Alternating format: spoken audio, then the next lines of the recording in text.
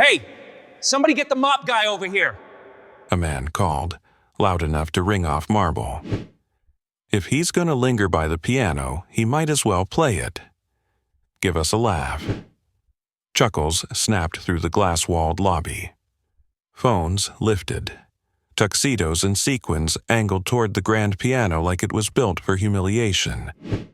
The night janitor didn't flinch. He didn't plead. He set his cart straight, wiped his palms on his work pants, and looked at the keys like they weren't a trap. In minutes, the laughter would die into silence, and the woman who ran this company would be blinking hard, fighting tears. Because this isn't really about a piano. It's about who power decides counts. Before you see the exact moment when the CEO's hand starts shaking as the final note hangs under the chandelier. By the way, where are you watching from? Tell me in the comments below. They thought the uniform meant nothing. They were about to learn it didn't. Elias Moreau lived in the seams of the tower, the places meant for labor, not leadership. Service corridors that smelled like lemon cleaner, freight elevators that groaned, closets with mops lined up like soldiers. He moved quietly because quiet workers kept their jobs. Tonight, the building pulsed with money and nerves. Every laugh sounded sharper, like it was aimed. His phone buzzed again. Lena's breathing had been rough all week, and the inhaler he carried felt like a ticking clock. He slid into shadow beside the freight elevator and answered. "Yeah, what's going on?" A woman's voice came through, strained. "Elias, she's wheezing. I gave her the rescue puff, but it's not settling. I'm sorry." "You're doing fine," he said, keeping his voice steady because panic spread fast. "Sit her up. Slow breaths with you. I'm coming." "I thought you needed the overtime." "I need her," he cut in, softer. "Keep the door unlocked." He ended the call and stared at the brushed metal door, catching a warped reflection. A tired man in a navy uniform, name patch stitched above his heart, eyes too old for his face.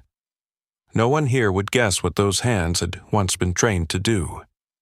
His fingers found the inhaler. Behind it, a thin, creased recital program, paper worn at the fold, stayed tucked like a private oath. He didn't keep it for nostalgia.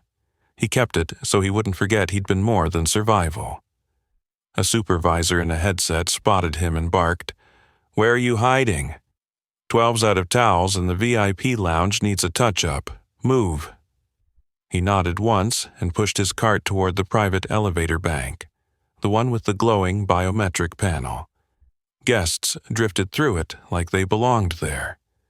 He waited for the service access that always lagged. Back in the lobby, a waiter slipped near a spill. The tray tilted, glasses sliding. He caught it in one quick motion, steadying the man before anything shattered. The waiter mouthed thanks and rushed away.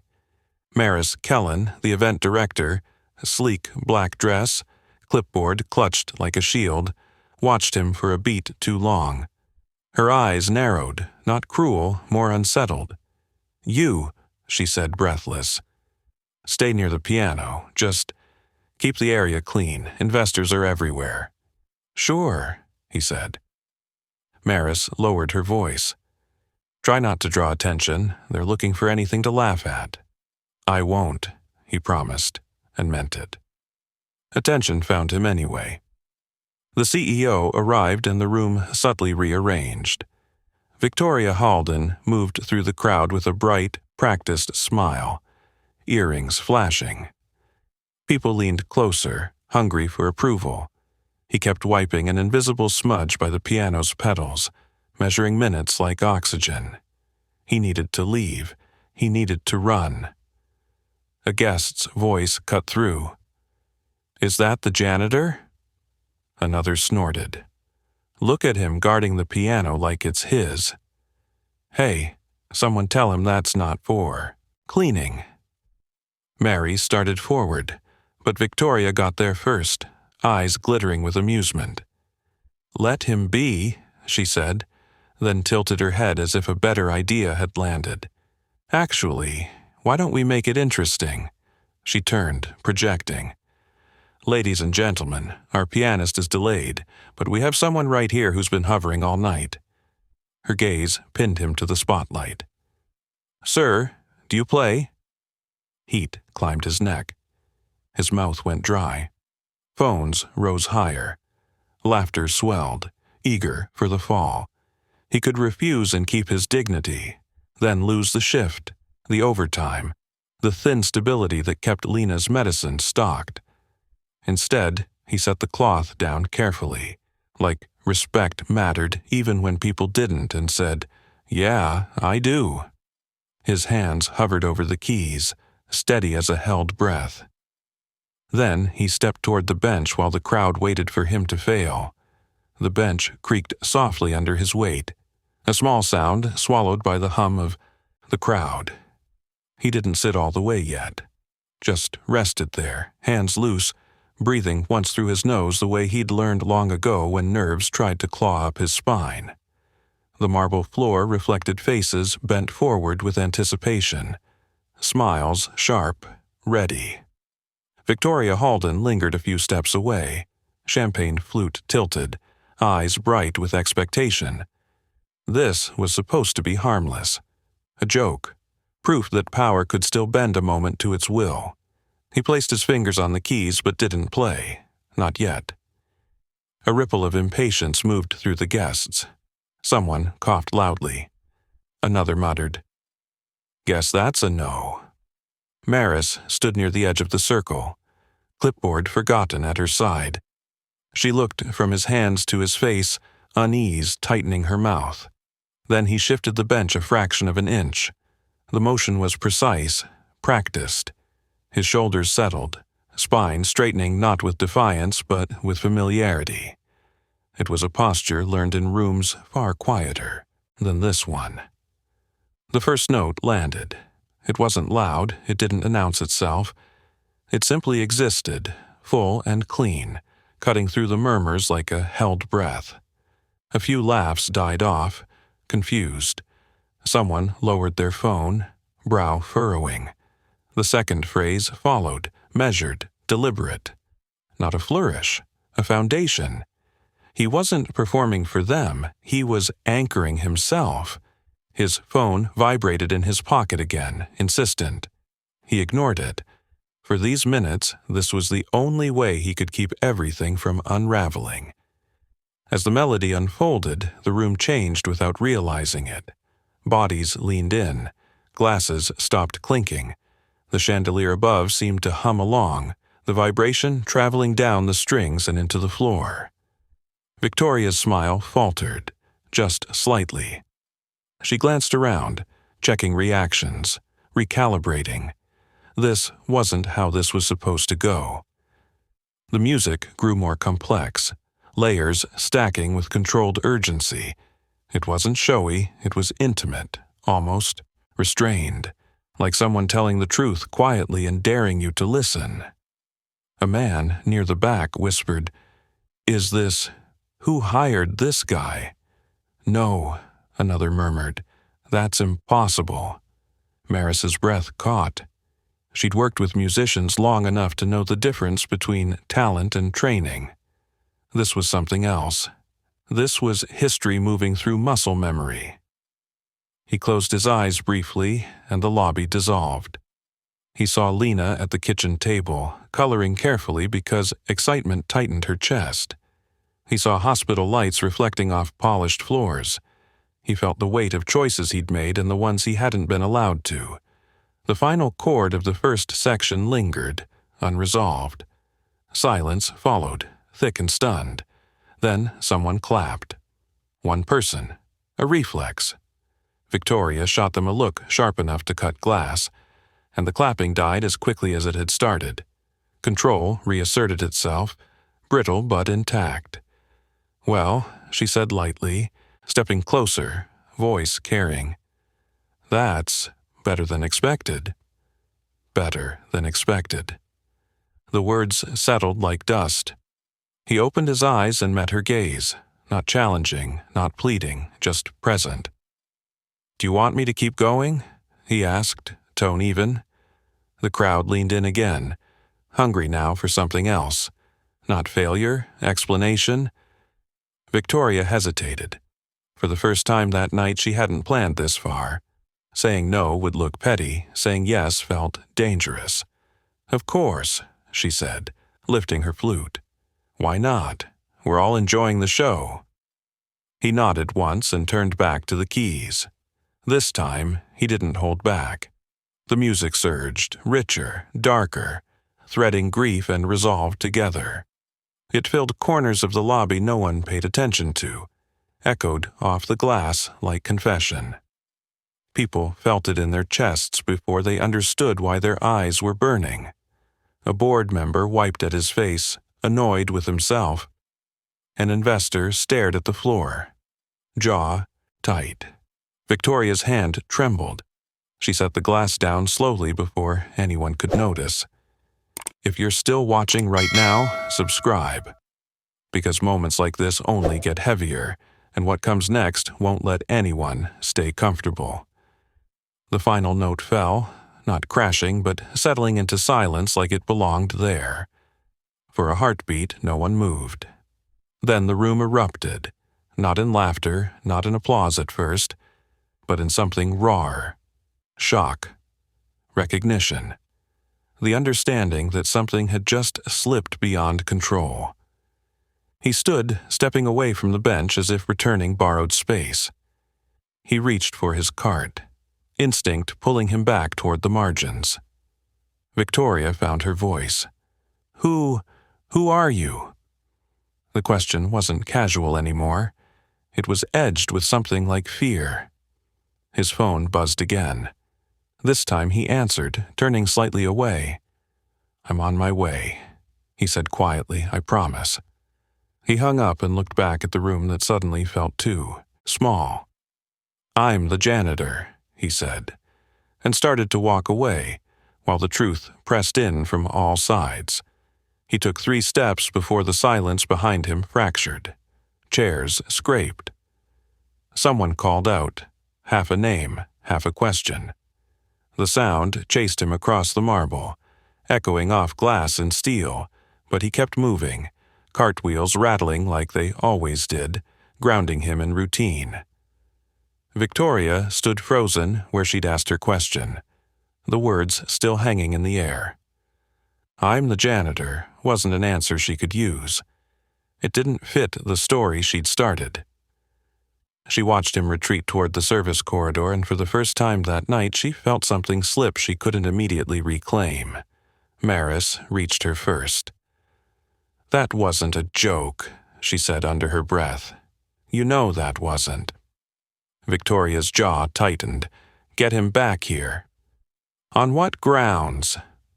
Victoria's eyes flicked to the guests, to the phones still raised, to the building like a storm. "On my grounds." He pushed through the service door and let it swing shut behind him. The noise dulled, replaced by the familiar hush of back of house. His chest finally hitched, one sharp breath he hadn't allowed himself. He leaned into the cart for a second, then straightened. There wasn't time. His phone buzzed again. He answered while walking. "I'm leaving now." "She's calmer," the caregiver said. "But she keeps asking for you." "I'm almost there." Security rounded the corner ahead, radios crackling. He slowed, not stopping. Running would turn this into something else. "Sir," one guard said, hand lifting, "we need you to come back to the lobby." "Why?" The guard hesitated. Orders hadn't covered this. The CEO requested, "I'm off the clock," he said evenly, "and my kid needs me." Behind them, the service door swung open. Victoria stepped through, heels sharp against concrete expression, controlled but strained. This space didn't flatter her. The lighting was wrong. The power lines weren't clear. "You embarrassed me," she said, skipping pleasantries. He met her gaze. "That wasn't my goal." What was? To do my job, and then go home. A laugh burst from her before she could stop it. You expect me to believe that, after that? I didn't ask to be put on display. She took a step closer. You let them film. You let them clap. I played, he said. That's all. Maris hovered in the doorway, eyes darting. The guard shifted, unsure.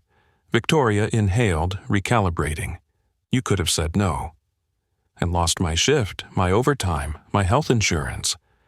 His voice stayed calm, but the words landed heavy. You knew that. Her silence was answer enough. Phones appeared again at the doorway. Someone whispered, "Is that him?" The attention followed like a tide, spilling into the corridor not meant for it. Victoria noticed. She felt the eyes. "This ends now," she said sharply. "You'll come back out, smile, let me smooth this over. We'll call it a fun moment. Then you go back to cleaning.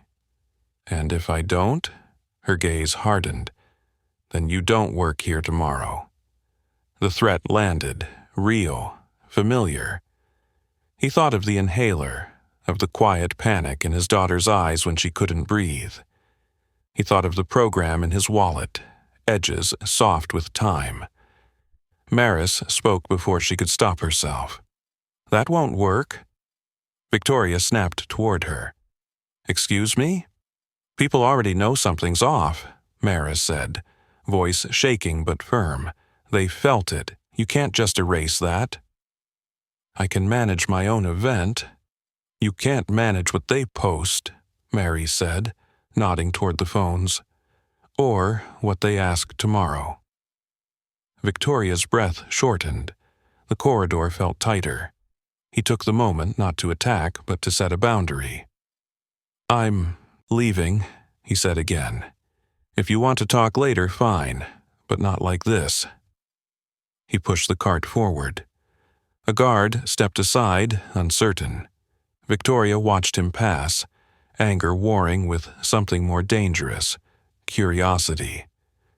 As he reached the exit, applause drifted faintly from the lobby, scattered but growing, like people deciding something together without permission. Victoria closed her eyes for half a second. When she opened them, the night had changed. He stepped out into the cool air, phone pressed to his ear, unaware that behind him the story had already escaped the building. The cold hit him hard as the doors slid shut behind him, city air cutting through the heat still clinging to his skin. He crossed the sidewalk fast, boots slapping concrete, one hand already fishing for his keys. The tower loomed behind him, all glass and light, buzzing like nothing had cracked. He knew better. Buildings always pretended. His phone stayed glued to his ear as he reached the car. "I'm driving," he said. "Talk to me." "She's sitting up," the caregiver replied. "Breathing steadier. She just keeps asking if you're mad." "I'm not mad," he said immediately. "I'll be there in 10. "Okay, I'll put her on speaker." A small voice came through, thin but determined. "Daddy?" "I'm here, kiddo." "You sounded loud." He huffed a quiet breath, opening the driver's door. "Yeah, work got noisy." "Did you play?" His hand paused on the steering wheel. "Who told you that?" "You did. Once. You said your job used to be playing." "Used to," he said gently. "I'll tell you everything when I get home." "Promise?" "I promise." He hung up and sat there a beat longer, forehead resting against the wheel. His hands were steady again. They always were after. Behind him, the lobby lights flared brighter than before. He didn't see the security manager rush back inside, jaw tight. He didn't hear the raised voices echoing off marble. But the ripple had started, and it didn't need him to feed it. Inside, Victoria stood at the center of a circle that no longer felt obedient. A board member leaned in close, voice low. "That clip's already up. I told you to shut that down," she snapped. "We can't. It's everywhere." Maris watched from the edge, arms crossed tight over her clipboard.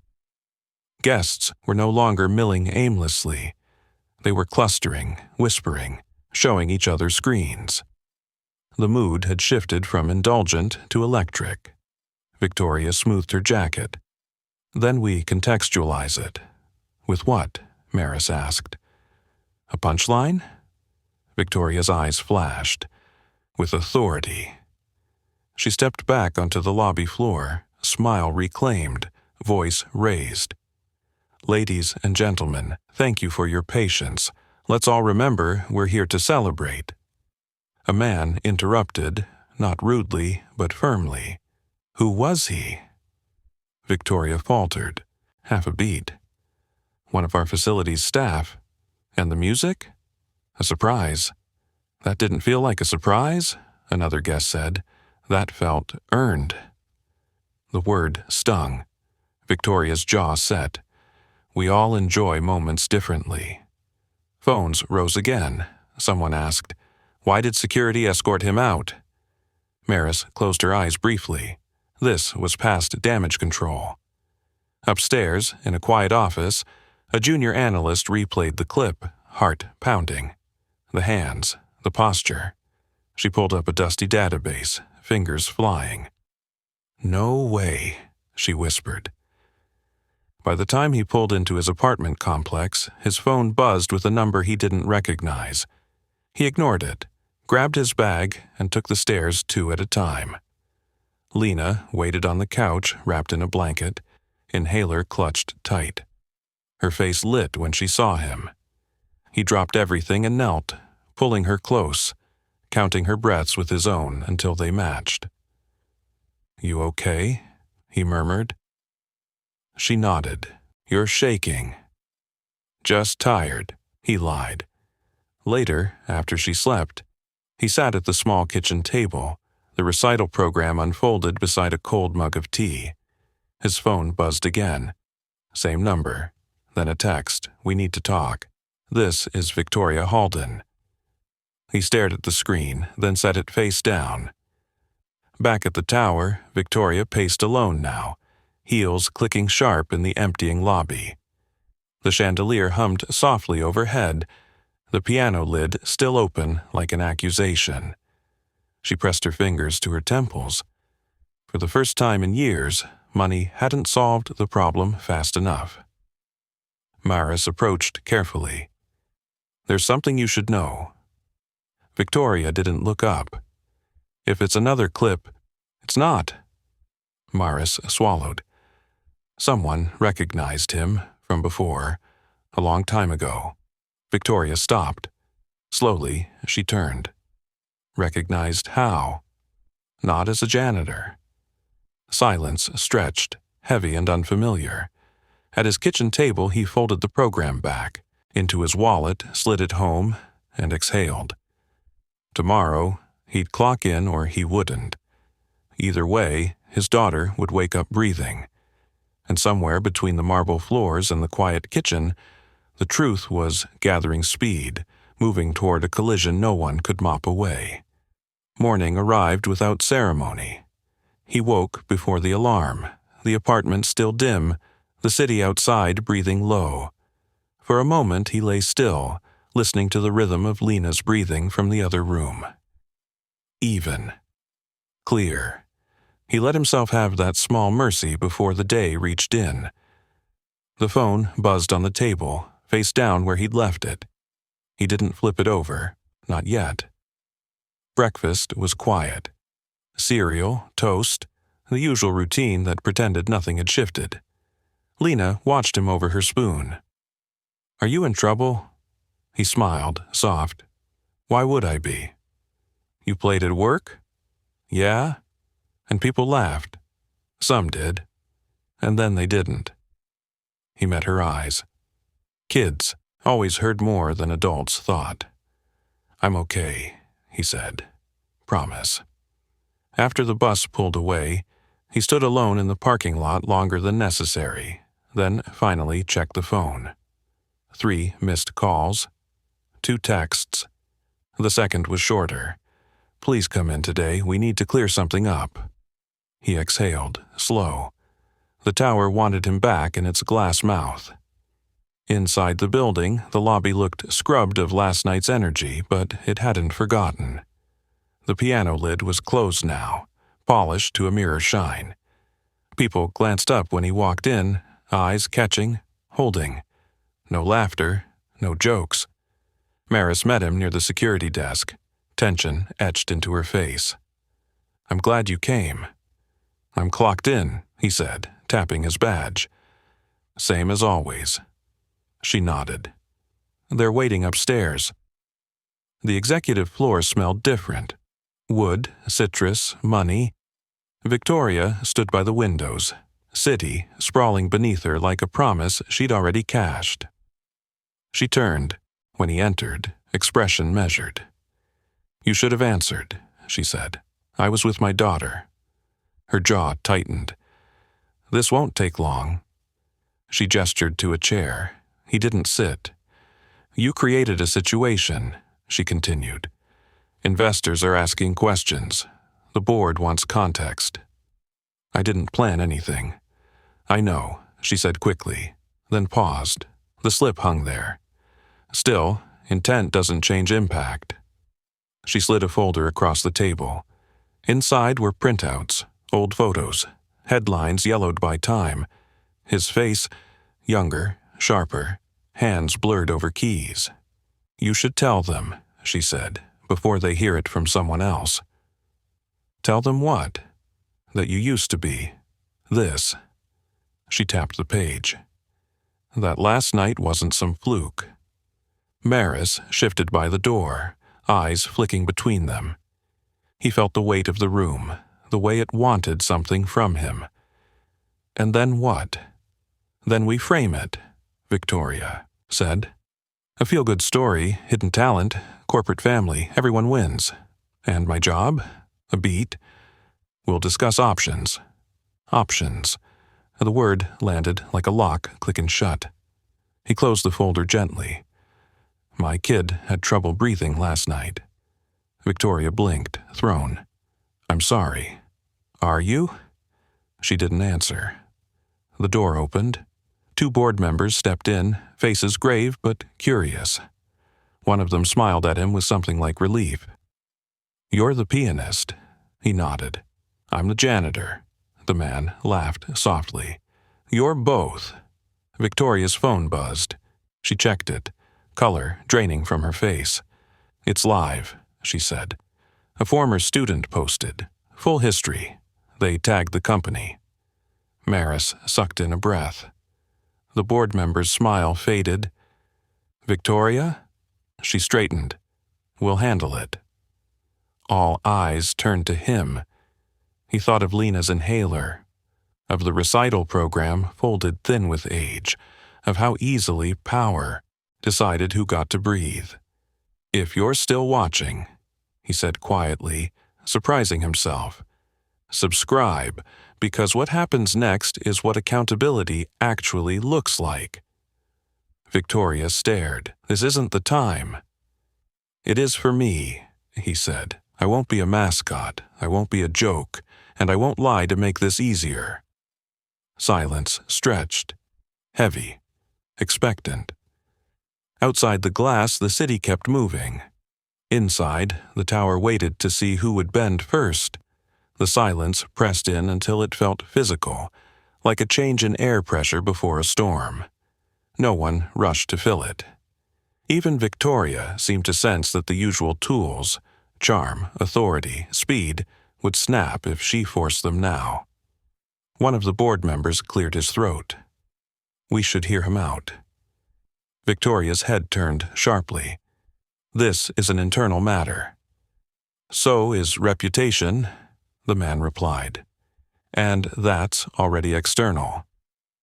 Maris stayed near the door, hands clasped tight, eyes fixed on the floor as if bracing for fallout. He stood where he was, shoulders relaxed, palms open. He'd learned long ago that calm unsettled people who relied on pressure. "I didn't hide to deceive anyone," he said. I stepped back because my wife died, because my daughter needed me, because prestige doesn't tuck kids in or sit with them through breathing treatments. Victoria inhaled, slow. You could have told us. You never asked, he said gently, and you made it clear who you thought I was. That landed harder than accusation. One board member shifted uncomfortably. Another studied him with new eyes, cataloging details that hadn't mattered before: his posture, his diction, the steadiness that didn't come from cleaning floors. A phone chimed on the table, then another. The room vibrated with the low buzz of incoming messages, a hive waking up. Maris glanced at her screen and winced. "It's not slowing down," she said. "People are sharing. Stories. About being dismissed. About moments like last night." Victoria pinched the bridge of her nose. For the first time, frustration edged into something like fear. This was supposed to be a controlled event. It never was, he said. It just felt like it. The board member who'd spoken earlier nodded. "We have donors asking why our CEO thought public humiliation was appropriate entertainment." Victoria's eyes flashed. "I didn't humiliate him." "You put him on display," the man said. "For laughs." The words hung there, stripped of spin. He felt the familiar pull to minimize, to smooth things over so the powerful could save face. It would be easier. It always was. But ease had cost him enough already. "I'm not asking for your job," he said, meeting Victoria's gaze. "I'm asking to be treated like a human being who works here. Like the people who clean up after your applause." Maris's breath hitched. Victoria straightened, armor slipping back into place. "And if I refuse?" "Then the truth keeps moving without you," he replied. "It already is." Another phone buzzed. Victoria checked it, lips pressing into a thin line. She looked up, and something in her expression shifted, not softened, but sharpened into clarity. "You don't understand what you've done," she said. "I understand exactly what I did," he said.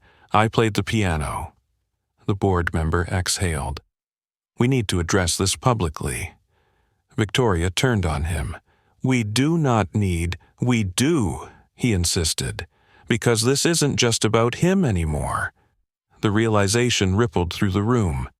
Control hadn't just slipped, it had inverted. The laborer she'd tried to turn into a joke now stood as the axis everything rotated around. Maris spoke quietly. "People are asking where he learned to play like that. They're asking why he's cleaning floors instead of concert halls." Victoria's voice was tight. "And what do you suggest?" Maris hesitated, then lifted her chin. "That you tell the truth. All of it."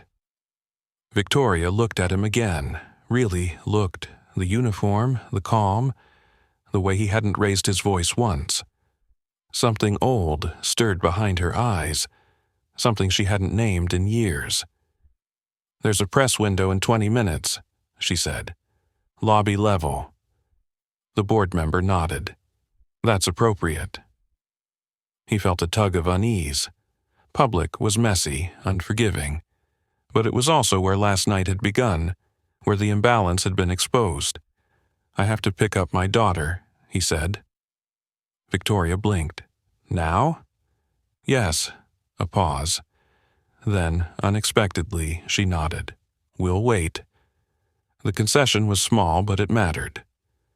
As he turned to leave, Maris caught his arm briefly. "For what it's worth," she murmured, "thank you." He gave a small smile. "Just doing my job." He rode the elevator down alone, the hum steady beneath his feet. In the mirrored walls, he saw himself layered, janitor, father, musician, no longer needing to choose which one was allowed to exist. When the doors opened, the lobby buzzed with anticipation, cameras setting up, voices low but charged. He stepped out into it. not as a spectacle, but as a man reclaiming space. Above, in the glass tower that had tried to shrink him, decisions were being made that would ripple far beyond one performance. And for the first time since he'd picked up a mop, he wasn't bracing for the impact. The lobby no longer belonged to the company alone. Cables snaked across marble floors, camera lights bloomed like artificial suns, and voices layered over one another in tight, restless bursts. The piano sat closed at the center of it all, polished and silent, as if holding its breath. He stood near the edge, hands clasped loosely, watching the machine assemble itself. This was the part he'd always avoided, the moment when private life became public property. He checked his phone again. No new messages. Lena would be finishing school soon. Victoria emerged from the elevator with the board members flanking her, posture rigid, expression carefully neutral.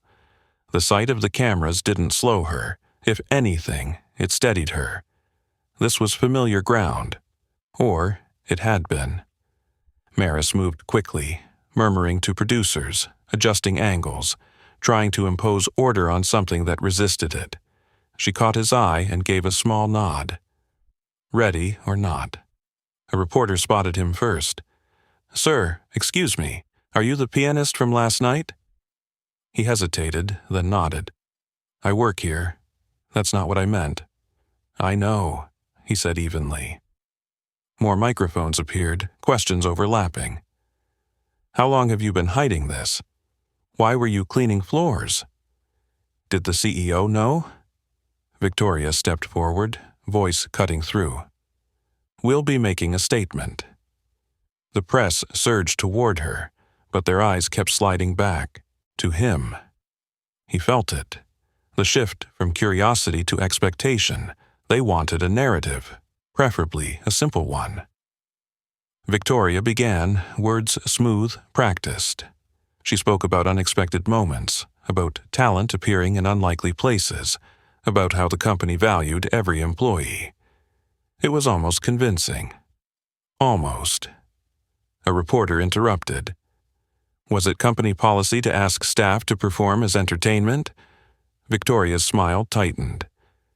It was meant as a light-hearted, because it didn't look light-hearted, the reporter pressed. It looked like mockery.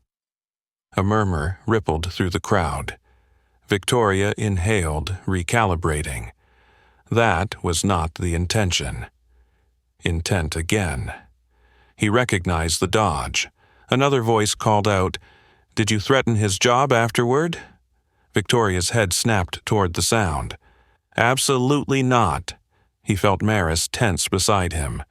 This was the fork in the road. He could stay quiet and let the spin harden into truth by repetition. Or he could step forward and fracture it. He stepped forward. "I was told I'd lose my job if I didn't cooperate," he said, calmly. The words landed like dropped glass. Cameras swung. Questions exploded. Victoria turned slowly, disbelief flickering before control rushed back in. "That's a serious allegation," she said. "It's a simple fact," he replied. "And I don't think I'm the only one here who's heard something like it." Silence stretched, then a low, dangerous hum. The press smelled blood, but something else too, validation. A reporter asked, "Why didn't you tell anyone who you were?" He shrugged slightly. "Because who I was didn't matter to my work. Cleaning floors still needed doing." Another voice, quieter. "What about the music? That mattered to me," he said. "Once." Victoria watched him. Something brittle cracking behind her eyes. She'd expected anger, gratitude, shame. She hadn't expected this steady refusal to play the role she'd assigned. A board member leaned toward her, whispering urgently. She shook her head once, sharp. Maris stepped closer to him. "There's more," she said under her breath. "People from your past are reaching out. They want to speak." He exhaled slowly. The past always wanted something back. A woman pushed through the crowd, eyes bright with recognition. "You taught me," she said, voice trembling. "You told me music was about telling the truth even when it costs you." Cameras whirred. Victoria closed her eyes briefly, then opened them to a room that no longer answered to her alone. The reporter turned back to her. "Miss Halden, do you have a response?" Victoria's mouth opened, then closed. For the first time, she seemed unsure which version of herself would survive this. "I misjudged him," she said finally. The admission was quiet, almost swallowed by the noise. "And that's on me." It wasn't enough. Everyone felt it. He didn't smile. He didn't gloat. He simply nodded, acknowledging the truth without claiming victory. His phone buzzed, a message from the caregiver. "She's waiting by the window." "I need to go," he said into the microphones. "My daughter's done with school." A reporter called after him. "What happens next?" He paused. "I go home," he said, "and this company decides who it wants to be when the cameras are gone." He turned away as questions chased his back, the lobby roaring behind him. Outside, the light had shifted, afternoon slanting gold between buildings. Behind the glass, Victoria watched him leave, the weight of the moment settling heavy and inescapable. Power, she was realizing, didn't just reside at the top. Sometimes it walked out the door with a janitor who refused to stay small, and the story wasn't finished. He reached the sidewalk as questions ricocheted off glass behind him, the doors sighing shut like a held breath released. The city felt louder now, horns and footsteps stacking into a restless rhythm. He walked fast, not running, phone already in his hand, thumb hovering. A black sedan rolled to the curb ahead, window lowering. "Get in," Maris said from the passenger seat, eyes wide. "Please." He shook his head. "I'm going to my kid." "I know," she said. "So am I. I'll drive." He hesitated, then slid into the back as the car pulled away. "They'll keep pushing," she added. "If you don't set terms, they'll write them for you." "I'm not negotiating my life." "You're protecting it," she said quietly. Traffic crawled. His phone buzzed again, unknown number, then another. He silenced it, staring out at the blur of storefronts. "I didn't ask for this." "No," Maris said, "but you can use it." At the apartment, Lena burst into his arms, laughter bubbling into a cough that settled quickly. Relief loosened something in his chest. He made dinner, listened to a breathless retelling of spelling tests, and tucked her in with the promise to be there in the morning. Only then did he sit at the table and face the phone. A message from Victoria waited, shorter than before. "We need to talk, on your terms." He exhaled, long, on his terms. He typed once, then erased, then typed again. "Tomorrow. Public. With witnesses." The reply came fast, agreed. Morning broke with notifications already buzzing. Clips replayed. Commentators argued. He dressed for work, uniform clean, shoes polished. The recital program stayed in his wallet, the inhaler in his pocket. Both felt necessary. At the tower, the lobby was different again, quieter, watchful. Mary's met him by the piano. "Press is setting up for noon." "Good," she nodded. "One more thing." She handed him a small envelope. Inside, a photocopy of a concert review, his name bolded, a quote circled in pen. "Someone left it at security, said it belonged to you." He smiled faintly. "It does." Victoria arrived, without entourage, posture, careful. "You're serious about this?" "I was serious last night." She studied him, then the lobby, then the cameras being tested. "What do you want?" "An apology that names what happened," he said. "A commitment that sticks, and space to leave when I need to." "And your job?" "I'll keep doing it," he said, "unless you give me a reason not to." Her mouth tightened. "You're asking me to expose myself." "I'm asking you to tell the truth," he said. "Exposure's a consequence." A producer counted down. The lobby filled. He stood where the light hit evenly, not center stage, not hidden. Victoria stepped beside him, shoulders squared. "If you're still here with us, subscribe. Because the way this turns isn't about music, it's about what power does when it's finally seen." The producer nodded. "Live in 5. Victoria glanced at him. "I didn't think a joke could do this." "It wasn't a joke," he said gently. "It was a test." Cameras rolled. She spoke first, voice steady but stripped of flourish. She named the mockery, the threat, the failure of leadership. Each word seemed to cost her something, and he watched the room absorb it, phones lowering, a hush spreading. Then he spoke, not long. He talked about work done unseen, about skill surviving loss, about a child who needed a parent more than a title. He didn't accuse, he didn't forgive, he stated. When it ended, applause rose, not explosive but sustained. Victoria nodded once, accepting it without claiming it. He stepped back. The piano remained closed. That felt right. As the crowd dispersed, Maris exhaled shakily. "You did it." "We did," he corrected. His phone buzzed, school pickup reminder. He turned toward the doors. Behind him, Victoria watched the lobby return to itself. Changed. Power, she understood now, wasn't the ability to turn people into props. It was the courage to stand in the light and let the truth do its work.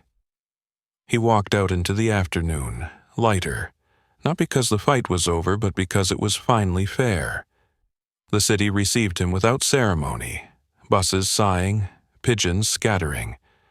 He checked his watch, adjusted his collar, and allowed a single smile to surface, small and private. Whatever came next would come with eyes open. He texted Maris thanks, then tucked the phone away. At the corner, the tower reflected him briefly. A man passing through its shadow. He kept walking, carrying both silence and sound, ready for the long work of change. Tomorrow would test resolve, patience, and mercy. But tonight he chose rest, trusting that dignity, once spoken aloud, could no longer be forced back into the dark. And he welcomed the quiet like earned shelter. The next morning carried a different weight, not heavier, but sharper. He felt it the moment he stepped off the bus and saw the tower ahead, its glass face catching the sun like nothing had happened. Appearances always recovered faster than people. Inside, the lobby hummed with a low, cautious energy. Conversation stopped when he passed, then restarted softer. Not reverent, not hostile, curious. People were recalibrating. Maris intercepted him near the service desk. "Board session in 15, she said. "They asked if you'd sit in." "I don't sit in board sessions." They insisted. He considered it, then nodded once. 15. The elevator ride was silent, except for the soft whir of cables. When the doors opened, the boardroom revealed itself in morning light. Long table, leather chairs. A city laid out beyond the windows like a claim. He stayed standing near the wall. Victoria entered last. No entourage, no phone in hand. She took her seat and didn't look at him right away. The chair at the head cleared his throat. "We're here to discuss fallout and response." "Fallout from what?" Victoria asked. "From culture," the chair replied. "From behavior." Eyes turned toward him. He felt the old instinct to shrink, to make himself useful and quiet. Instead, he stayed still. A board member spoke. "We've received dozens of messages from staff, janitorial, security, catering, stories of being mocked, threatened, silenced." Victoria's fingers tightened on the table. "We're a demanding environment. That's not the same as a degrading one." Maris watched from the side, arms folded, breathing shallow. Another member leaned forward. "We'd like to hear from him." Victoria's head snapped up. "He's not—" The chair raised a hand. "He is central to this." He stepped forward slightly. "I don't speak for everyone," he said, "but I know what it costs when dignity's treated as optional. You lose people quietly. They don't complain, they just disappear." Silence followed, thoughtful rather than tense. Victoria finally looked at him. Not defensively this time. Searching. "You could have taken advantage," she said. "Asked for anything." "I asked for honesty," he replied. "That's not advantage, that's baseline." The chair nodded. "We're proposing changes, formal protections, a review of leadership conduct." Victoria exhaled slowly. "And me?" "That depends on you," the chair said, "publicly and internally." She absorbed that, shoulders stiff. For the first time, consequences felt real. When the meeting adjourned, Maris walked with him to the elevator. "You okay?" "Yeah," he said, "just tired." "You changed something." "Maybe," he said, "or maybe it was already ready to change." Downstairs, the lobby felt almost ordinary. The piano sat open now, bench straightened. Someone had placed a small sign beside it, for scheduled performances only. He clocked in. The familiar beep grounded him. Midway through his shift, a woman approached, hesitant. She wore a visitor badge and clutched her phone. "Excuse me, you taught me once. Summer program, I was 12. He smiled gently. "I remember." "You told me quitting wasn't failure," she said. "I needed that." "I'm glad," he replied. She left, smiling, eyes bright. He returned to his cart. His phone buzzed. A message from Victoria. "Thank you for not letting this become smaller than it is." He stared at it, then typed back, "Make it count." Outside, clouds rolled in, dimming the light. He finished his route. Each task steady, familiar. Work was still work. That mattered. At pickup, Lena ran to him, backpack bouncing. "My teacher saw you on her phone," she said proudly. "She said you were brave."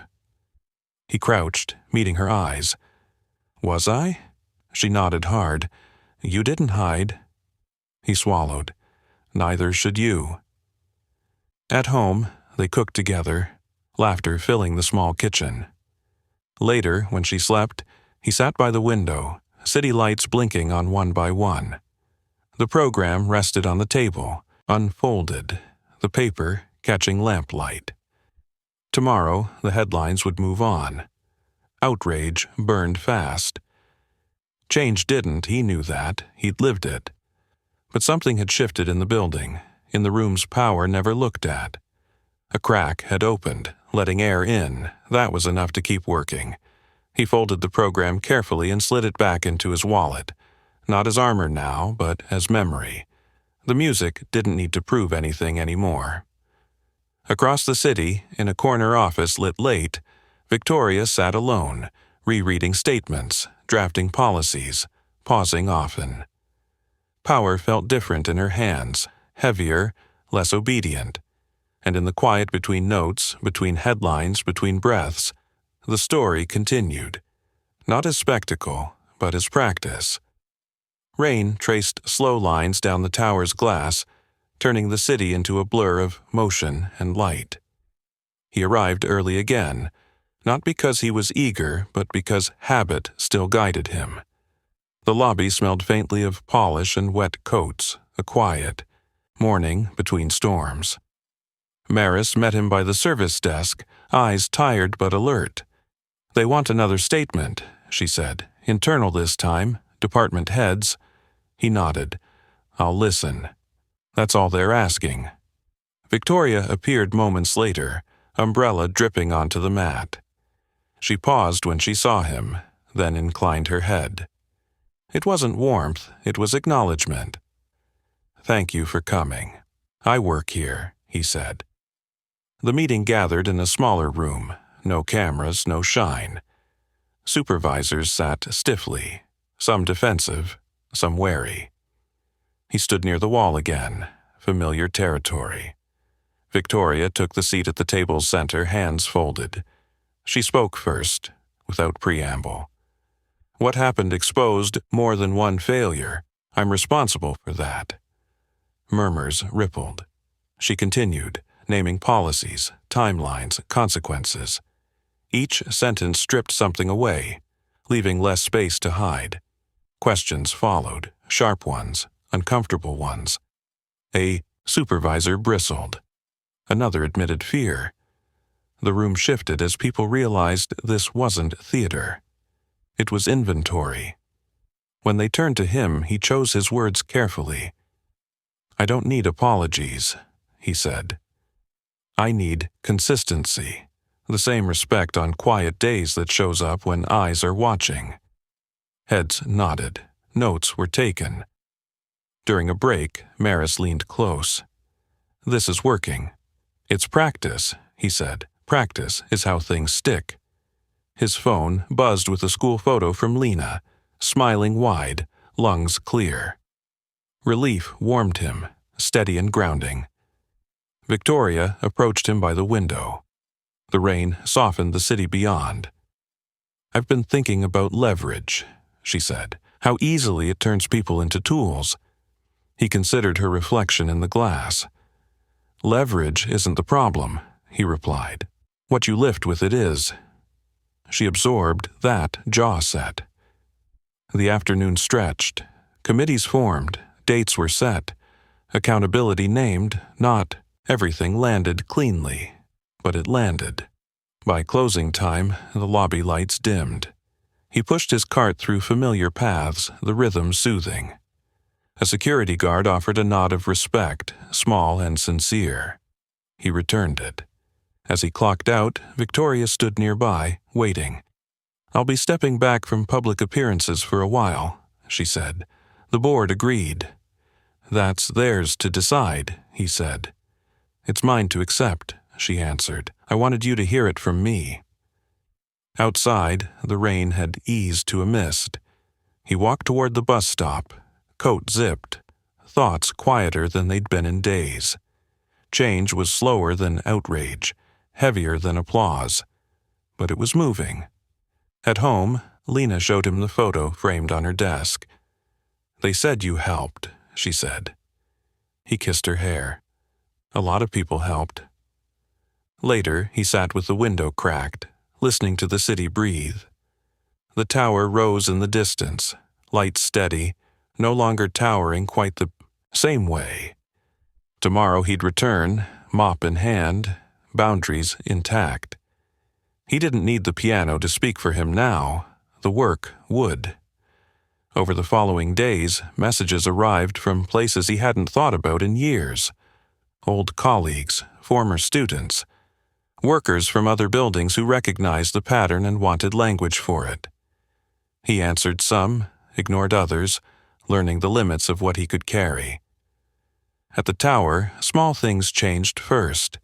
Break rooms cleaned properly. Schedules posted on time. A supervisor corrected herself mid-sentence and apologized. None of it made headlines, all of it mattered. Victoria sent a final note before the weekend, brief and unadorned. I'm learning. He read it once, then put the phone down. Learning was private work. Friday evening, he took Lena past the building. She craned her neck, unimpressed. It's tall, she said. Yeah, he agreed. Can we get ice cream? He laughed. Absolutely. They sat on a bench as dusk, settled, sharing a cone, the city softening around them. He thought about the music, how it waited patiently, never demanding, always available when life allowed space. He didn't know if he'd ever return to a stage. He knew he'd return to himself. When the lights came on across the street, he stood, brushed sugar from Lena's sleeve, and turned homeward. Somewhere behind them, glass reflected clouds and rain and people at work. Ahead, a small apartment glowed with warmth. The story would keep moving without him at the center, and that was fine. He'd done what he needed to do, named the harm, claimed his dignity, and left the door open for better. Tomorrow would bring routine. The next day, more of it. Change, practiced daily. He held his daughter's hand and walked on, steady. The lobby settled into an uneasy calm after the week's noise, like a room after a storm where furniture had been moved and nothing quite fit yet. He arrived mid-morning, cart humming softly, the familiar routes comforting. People nodded now. Some smiled. Others looked away, unsure which version of him to greet. Victoria waited near the piano, alone. No aides, no phones. The lid stood open, keys catching light. She didn't gesture him closer. She let him choose. "I owe you something," she said when he stopped a few steps away. He rested his hands on the cart. "You don't owe me." "I do," she insisted, voice low. "And I won't make it public. This is for us." She took a breath, then another, as if relearning the sequence. "I thought control was kindness. I thought pressure made excellence. I was wrong." The words were careful, but not rehearsed. "When I laughed, I wasn't thinking about harm. I was protecting myself." He listened without interrupting. Silence did work better than speeches. She gestured toward the piano. "My mother played, not well, but she played every night after work. When she died, the house went quiet, and I decided quiet was weakness. Last night, it came back." Her eyes shone, then steadied. "That's not an excuse." "No," he said, "it isn't." She nodded, accepting the boundary. "The board wants me to apologize again, louder, longer." "What do you want?" "To do it right," she said, "and to accept what comes after." Footsteps echoed. Maris approached, cautious. "Press is outside," she said. "They're asking if you'll both speak." Victoria looked to him. "I won't if you won't." He considered the open space, the watchers beyond the glass. "We should," he said, briefly. They stepped into the light together. Cameras lifted. Questions waited. Victoria spoke first, plain and direct. She named the mockery without softening it. She named the threat. She named the pattern. She didn't say sorry once. She said accountability and listed actions, dates, names. It landed heavier than an apology. Then the microphones turned to him. He kept it short. He talked about labor as the foundation people stand on without noticing. About how talent doesn't erase grief and grief doesn't erase talent. About a child who needed air more than applause. He thanked Mary's. He thanked the workers who'd written him. He asked for nothing. When it ended, the press backed off, momentarily unsure what to demand next. Inside, Victoria exhaled. "That's done. It's started," he corrected. She smiled faintly, a new expression on her face. "You're right." Later, in the service corridor, she stopped him again. "I'm stepping down as CEO at quarter's end," she said. "The board asked. I agreed." He absorbed it, surprised but not triumphant. "What will you do?" "Learn," she said, "and listen." He clocked out early to pick up Lena. The schoolyard buzzed with parents and backpacks. She ran to him, breath easy, joy unfiltered. "They played music in class," she said. "I thought of you." He laughed. "Did you?" "Yeah, it felt brave." At home, he cooked while she practiced spelling. The evening settled, ordinary and precious. After she slept, he sat at the table, the recital program open, the ink still crisp where someone had circled his name long ago. He folded it, not to hide it, but to carry it properly. The next morning, the lobby posted a notice. Listening sessions scheduled. Anonymous reporting active. Training mandatory. Small type, big meaning. Workers paused to read it. A cleaner squeezed his arm.